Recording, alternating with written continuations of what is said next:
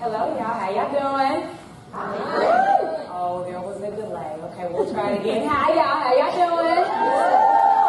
Okay, there we go. Okay, cool. So my name is Caroline, right? And I'm really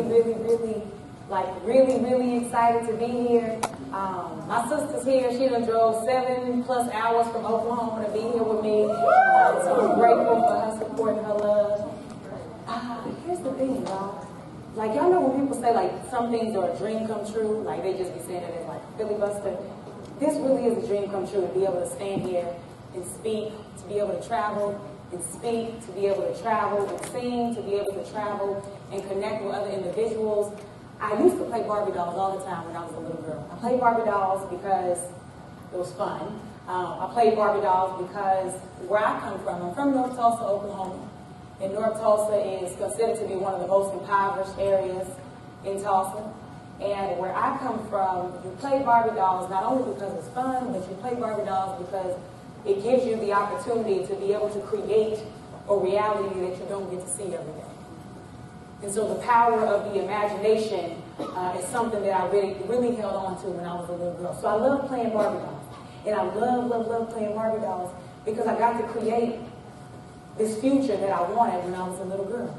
Henceforth the title, Don't Deny the Little Girl in You. And the other reason why I say that, like, standing here today is like genuinely this dream come true is because when I was younger, playing Barbie dolls, you didn't have, as a black girl,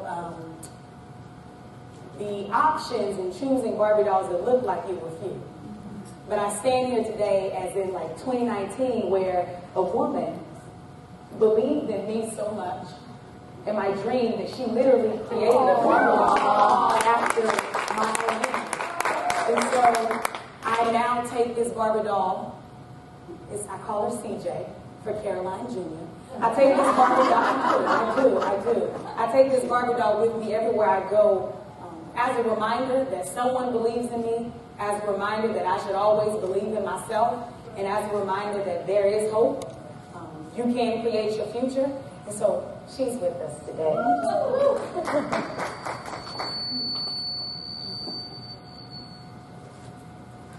Now I can move. So here's the thing. So I'm going back. And when I go back, we all gonna go back. And when I say go back, I'm saying we're going back to the little girl that's on the inside of us. And so I'm gonna ask you all to do a lot of what y'all been doing today, closing your eyes. And I want y'all to close your eyes. But I want you to keep your eyes closed until you hear the phrase, dare to dream. Keep your eyes closed until you hear the phrase, dare to dream. Go back to the girl who created fun. Go back to the little girl in you who never needed a mirror or anyone's opinion to tell her whether or not her outfit matched. Go back to the little girl who cried simply because she felt it was a necessary reaction for that moment. Go back to the little girl who laughed and smiled and mean-mugged all at the same time. Go back to the little girl who never felt like she had to comb or brush or do her hair to feel cute. Go back to the little girl who would volunteer to sing lead, 3-part harmony, ad-lib, and direct at the same time. Go back to that little girl who did cartwheels and front flips in a dress simply because she could. Go back to the little girl who asked questions because she knew she had a right to know. Go back to the little girl who took naps because she was tired. Go back to the little girl who trusted her gut, who followed her heart, and who spoke her mind. Go back to the little girl whose only aspirations were to be an adult version of herself when she grew up. Go back to that little girl who journaled every chance she got so that she would remember every poem she ever wrote, every song she ever sang, every rhyme she ever spit, every book or book chapter she ever birthed, every business plan she ever conceived of, every question she ever had, every curiosity she ever had, every prayer request she ever wanted answered, every idea. Go back to the girl who took risks without concerning herself with other people's opinions, expectations, or limitations placed on her, go back to the little girl who dared to dream. Somewhere over the rainbow, way up high in a land that I once heard of in a lullaby. Somewhere over the rainbow, blue birds they fly, blue birds fly over the rainbow. So why can't I? One day I wished upon a star, somewhere over the rainbow. Skies are blue, and the dreams that I dared to dream of really do come true.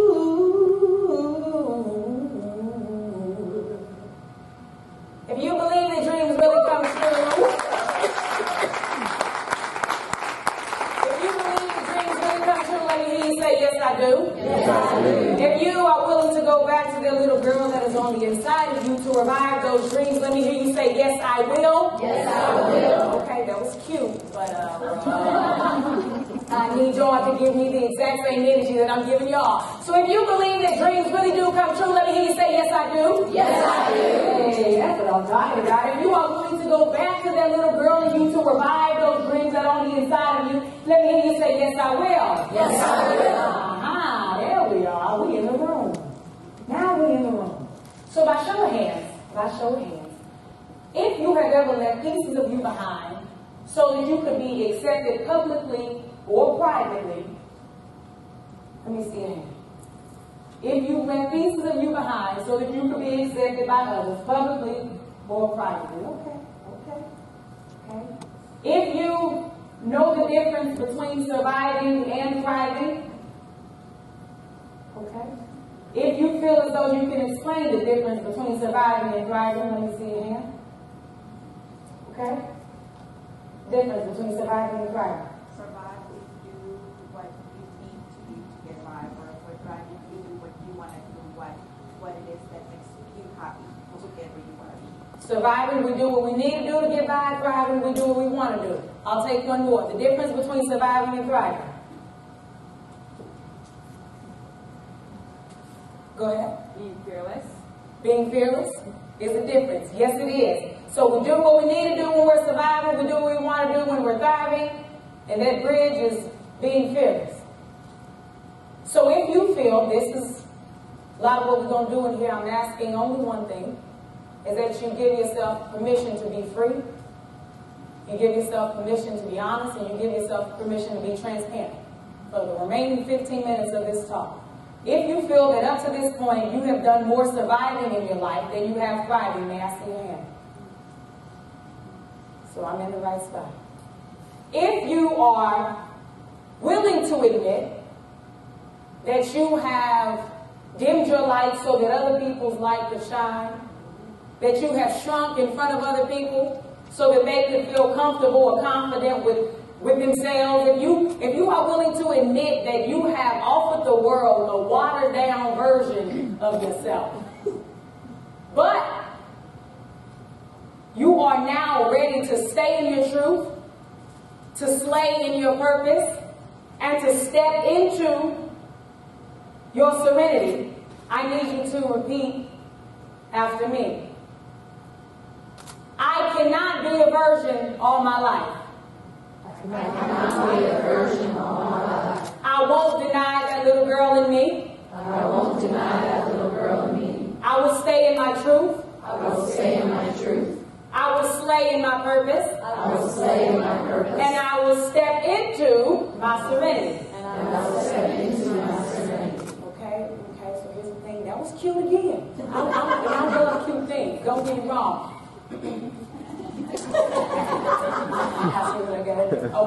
Okay. I can't be a virgin all my life. I can't be a virgin all my life. I won't deny that little girl in me. I won't deny that little girl in me. I will stay in my truth. I will stay in my truth. I will slay in my purpose. I will stay in my purpose. And I will.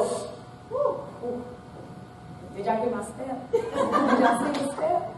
You gotta walk like that. I will step into my serenity. I will step into my serenity. So what y'all are doing is y'all are speaking things into existence. It's more than just doing the call and response, repeat after me. You are literally speaking things into existence. And I believe, as all the other women in here who have been speaking, that when you speak things into existence, a shift has to happen.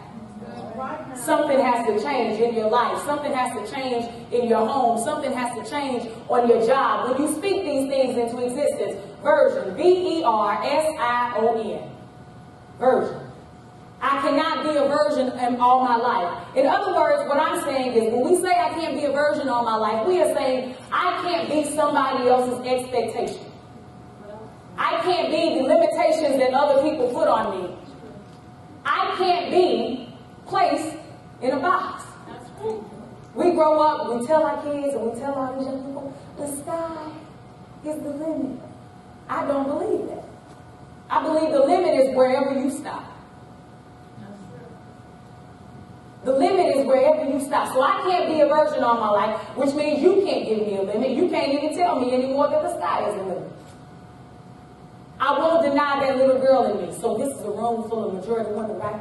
And so I believe, my master's was in women's gender and sexuality studies, and I believe that, we socialize girls and women. We socialize girls at a young age to be prepared for motherhood and to be a wife. Forget the dreams. Be the best mother that you can be. Be the best wife that you can be. This comes down to what we allow girls to do in church, what we allow girls to do in the classroom, how we give the writing assignments to the girls, how we make the girls do all the speaking, how we make the girls do all the cleaning up afterwards. We do what we socialize them. And so then girls grow up and they have this definition of what success looks like, but they don't understand what peace looks like.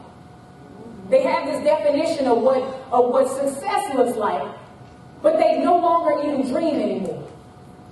They know all they worried about is sleep because we're tired from working, trying to fulfill somebody else's expectation, that we don't even know how to dream anymore. So when I say I won't deny the little girl in me, that's me saying to deny means to refuse or to grant something or someone.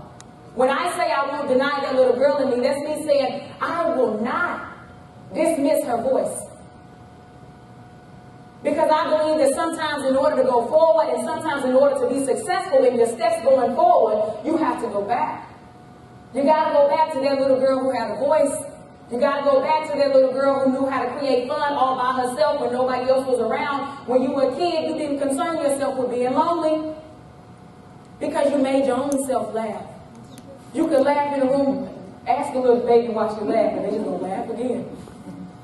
You created fun all by yourself. You asked questions and you continue to ask questions until you got the answer.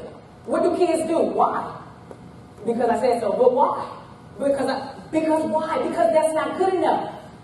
And so go back to that little girl who is not willing to settle for things that aren't good enough. Why do I have to settle for this job? You don't. Why do I have to settle for this relationship? You don't. Why do I have to settle for this? You don't. But you have to be willing to go back to that little girl. When I was a little girl, I wanted red hair. What do I have? Oh, she got red hair. When I was a little girl, I wanted purple hair. What did I get? Purple hair. When I was a little girl, I wanted blue hair. What did I get? Blue hair.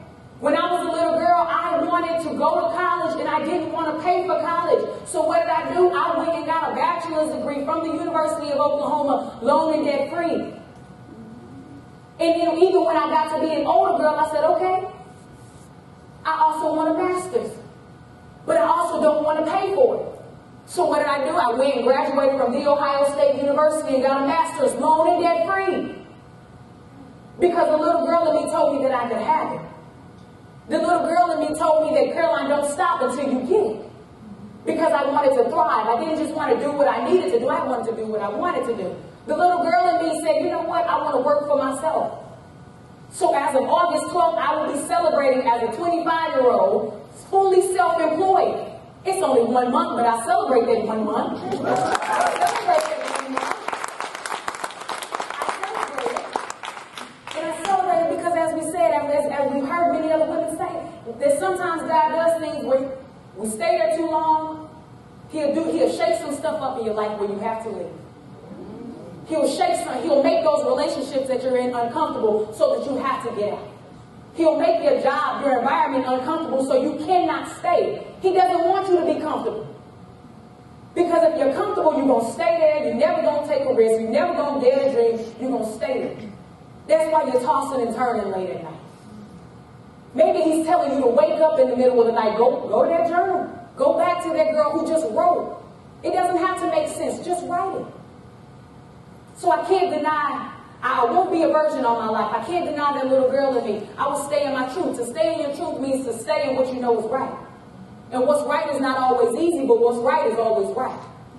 And you have a right and a reason to survive, thrive, and come alive all at the same time. I will slay in my purpose. To slay something means to kill. And here's the truth of the matter is this. I use this illustration. Your purpose, you're doing one or two things in your purpose. Either you're walking in it or you're walking away from it. But you can't do both. Either you're walking in your purpose or you're walking away. So picture if my right leg is me walking in my purpose. My left leg is me walking out of my purpose. I'm moving, but am I going anywhere? I'm moving, but am I going anywhere? I'm walking in it on Monday, but then on Tuesday I'm walking out of it. I'm moving, but am I going anywhere? And I think oftentimes as women and young girls, sometimes we get caught up in moving that we're not progressing. You get so caught up in being busy that you're not productive. You get so caught up in finding happiness that you never know what joy is. You get so caught up in trying to be successful that you're depressed. You get so caught up in trying to be successful that you're mentally unstable. You get so caught up in trying to find success that you are successful in killing yourself inside. So when we slay in our purpose, in order to be able to slay in your purpose, you must stay in your truth and stay in what's right. That means going back. Yes, we have to grab the trauma because it made you who you were. Yes, you have to grab the joy, the triumphs that happened because that made you who you were. Yes, you have to grab the confusion because that made you who you were. And then that opens the door for you to be able to slay in your purpose. Your passion is what drives you. That's your what? Your purpose is your why. Every now and then we lose our drive, but your why will never change. You are here for a reason. And after you stayed in your truth, slayed in your purpose, now it is time to do what? To step on in to your serenity. Step on into what belongs to you. Joy belongs to you. Love belongs to you. Peace belongs to you. I guarantee you, when you ask kids, what does it mean to be successful, they'll give you a definition. You ask them, what does it mean to have serenity? They'll look at you crazy. You ask them, what does it mean to have peace? They'll look at you crazy. I'd rather have peace and serenity any day than over success. So when you're staying in the truth, that opens the door for you to be able to slay in your purpose, which then puts you in a better position to be able to step into your serenity, step into what belongs to you. I moved from Oklahoma to Ohio 3 years ago to pursue my master's degree. And I moved up there and I found myself surrounding myself with individuals so that I could be comfortable. I got involved with relationships with people out of convenience. I was settling for empty conversations because I wanted to feel comfort. And I found myself, the older I get, doing a lot of things that my mama used to do. And that a lot of older women used to do, which is clean. Clean. And I would wake up on a Saturday morning and I just start cleaning. And cleaning. And cleaning. And it wasn't until it actually hit me, I said, Caroline, you're cleaning your house. But but you're not cleaning what's on the inside. You're doing all this cleaning, but what's on the inside of you is still, literally intoxicating. And so I started thinking, and I said, we get so caught up in, telling our kids and telling these children, be careful of the company you keep, right? Which is like, make sure, know who your friends are, because your friends, that's your group. And we get so caught up in telling people the company that they keep that we then, we start doing those cleanses like, oh, yeah, I'm about to get this person out of my life physically. Oh, get out. You can't come over no more. Oh, no, we can't come out. No, we can't hang out anymore. Oh, no, you can't ride in my car. You got to drive yourself because I don't want your physical presence. But the older I got, I began to realize the spirits really are real. Energy is never lost, it's only transferred. So you can do everything you want to do to keep that person from coming over into your house, to keep that person, you can make your cubicle at your job tighter so they can't even get in. You can lock your put your passenger door on child lock so they can't open the door. You do all these different things so the physical body ain't near you, but that energy is still with you. And so you get caught up being mindful of the company that you keep, that you never protect yourself from the things that they leave behind. From the things that they leave behind in your space. So when we're looking at trying to do this detox, cleansing our lives, cleanse our social media. I don't even want to see they post anymore. Maybe that's just me, but I've been doing it. I don't need to see it. I don't need to see it. They don't need to see me. I don't need to see them. And we do all these things. But that energy is still with you. That spirit is still with you. That spirit is still with you. And so I wrote this piece. I wrote this piece to, not to answer or solve the problem as to why we wrongfully cleanse ourselves, but to provide some sort of response. Because I think that self-care, if you leave it with nothing else, everybody's on this wave of self-care and cleansing. But I think that we have abused the word self-care, that we're actually just coping, as opposed to actually getting to the root of what's going on. We're coping instead of actually caring for yourself. And to me, self-care is being proactive and taking care of yourself beforehand so that you won't actually have to need self-care. Being proactive, saying I want to do this for myself just because. Not, oh, I'm hurt. Now let me go do this. I smell like my mom. I'm talking Elizabeth Taylor's White Diamonds perfume, dishwater, brand new red fingernail polish from Walgreens, not CVS. Although I'm sure they're one and the same, my mama, she taught me loyalty. Walmart and Kmart shopping centers have everything I need, so there's no reason for me to go to Target. In the Bennett household, we prefer Popeyes and Church's chicken. So please do not insult me by suggesting or recommending that I try Raising Cane's or Zaxby's as an alternative. My mama, she taught me loyalty. Family Dollar, Dollar General, and Dollar Tree tried to teach me that money nor material things could buy happiness. But by the time I had realized that layaway had become more than convenient. And the more and more I think about it, I really do smell like my mom. I'm talking Sunday morning porch drinking coffee. I smell like Sunday afternoon church naps and Bluebell ice cream. I smell like long days. Except I don't have a porch to sit on. I don't drink coffee. And I haven't painted my fingernails in quite some time now, so perhaps it's the long days. We as women, we wake up early in the morning to clean our house. We wash the dishes, the clothes, the sheets, the towels, the rugs. You add extra detergent in the washing machine. We clean the bathroom, the toilet, the sink, the tub, the mirror, the mirror, the mirror, the mirror. Listening to Luther Vandross, Charlie Wilson, and singing Canton spirituals. I got to clean up what I messed up. Started my life over again. I got to clean up what I messed up. Started my life over again.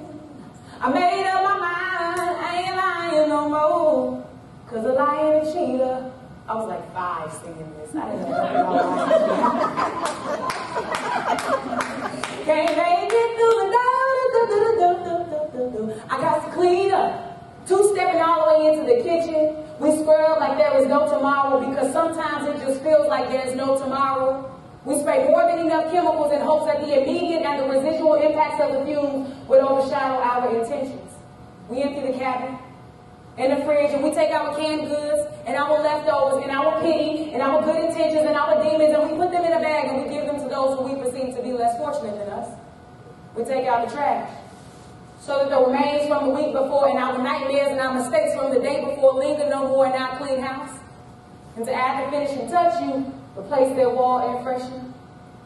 You light a candle, multiple incense, and you dance from the living room to the dining room to the bedroom, through the closet, to the bathroom, to the kitchen, and all the way back to the living room to celebrate a job well done. But something still ain't right. Tide, Lysol, Pine Sol, Febreze, and good intentions may lead you to a clean house, but ain't you ever wanted more for yourself? It's not the trash that needs to be taken out. It's the truth that needs to be embraced from within. It's not the stains in your sheet that need to be washed. It's your mind that needs to be flushed from guilt and shame and doubt and defeat and fear and insecurity. It's a process that needs to be cycled over and over and over and over and over again until your daughter and your daughter and your daughter grow up in a world knowing that there is more to being a woman than motherhood and sacrifice. There is more to being a woman than work and stress and marriage and cooking and cleaning and cooking and cleaning and breaking glass ceilings and then apologizing for breaking the glass ceiling and then sweeping up the glass after you break the glass ceiling and cooking and cleaning up your mess and the world's mess and your husband's mess and your children's mess and your job's mess and the mistress's mess and a mess that you had nothing to do with. A part of healing for us as women is knowing that to be a phenomenal woman becomes an understatement. To be every woman is liberating and insult, and to be superwoman is cool, but it's not necessary. So the next time you wake up early in the morning just to clean your house, or stay up late at night to clean your house, try to remember and remind yourself that it is more than all right to smell like your mama, to stay in your truth, to slay in your purpose, and to step into your serenity. Thank you.